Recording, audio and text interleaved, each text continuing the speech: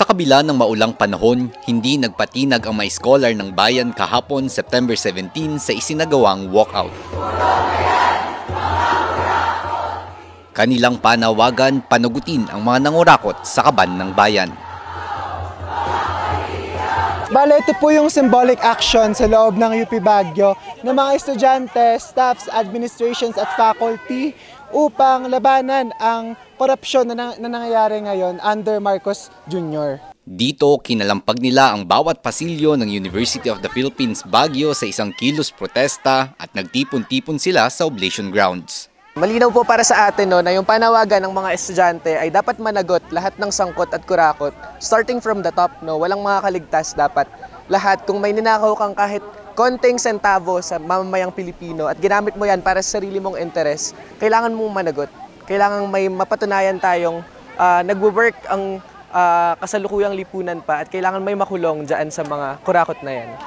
Tama na! Sobra na! Kasabay ng panawagan kontra korupsyon, mariinding tinutulan ng mga estudyante ang budget cut sa state universities and colleges sa Cordillera. Budget sa USUCs! Dagdagan! Dagdagan! Huwag bawasan! Sa Cordillera, 6 out of 7 ang state universities and colleges na magkakaroon ng budget cuts. Ang UP system magkakaroon niya ng 21 billion budget deficit for 2026. Ganoon po kalaki yung ibinabawas sa kinabukasan ng mga kabataan. Ganun kalaki yung ninanakaw sa amin bilang para matamasa yung tunay na libreng edukasyon. Ang manifestation nito sa ating mga SUCs dito sa Cordillera, syempre, pagbaba ng mga batayang serbisyo na naranasan ng ating mga estudyante at pagbaba rin ng dekalidad ng edukasyon. Habang patuloy ang mga panawagan at kilos protesta, tiniyak ng mga kabataan na hindi ito magiging hadlang sa kanilang pag-aaral. Ang atin namang ginagawa ay para mapaunlad ang karanasan natin bilang mga estudyante.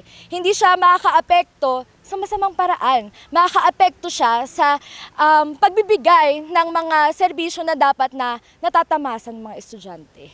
Kami po ay naniniwala na sa pamamagitan po ng pagkilos ng sangka-estudyantehyan ay magkakaroon po ito ng malaking epekto bilang kami po ay nakaranas din ng korupsyon sa pamamagitan ng forma ng budget cut at iba pang mga forma ng katiwalian na naranasan po sa loob ng pamantasan.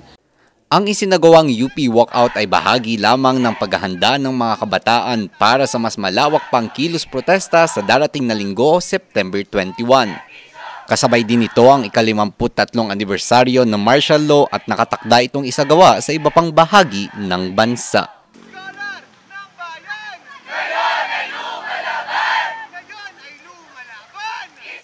Ron Maranan, RNG News.